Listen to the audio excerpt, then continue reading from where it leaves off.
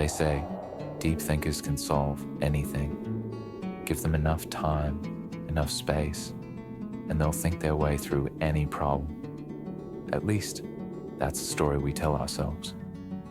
But this is a trap, sneakily set by our egos.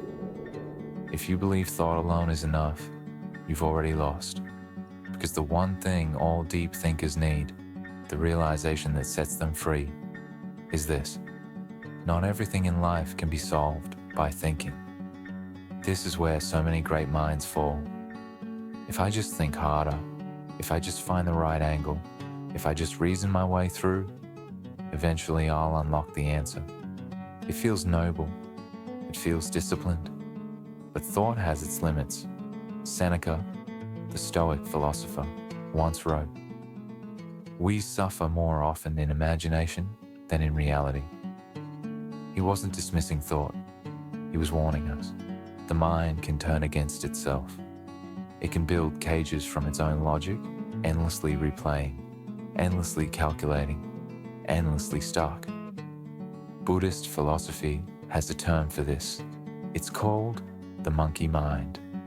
That restless chatter, swinging from one thought to the next, never settling, convinced it can reach peace by leaping just one more branch. But thinking harder never brings stillness. Logic is powerful, but it is not almighty. The rational mind is like a torch. It lights the way, but it doesn't carry you down the path. Shine it too hard, and it blinds you instead.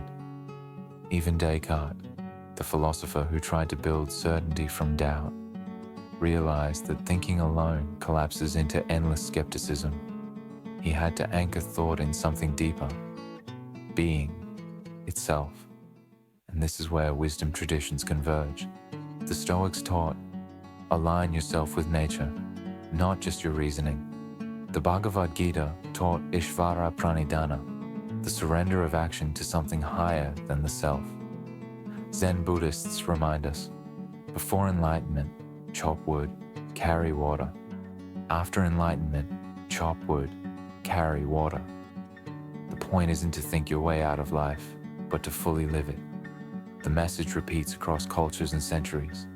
Thinking is a tool, not the master. There was a time when I tried to think my way out of grief. Something painful happened, and instead of allowing myself to feel it, I armed myself with knowledge. I studied the psychology of loss, charted the stages, tried to reason my way through suffering, like it was a math problem I could solve faster. But the more I thought, the heavier it became.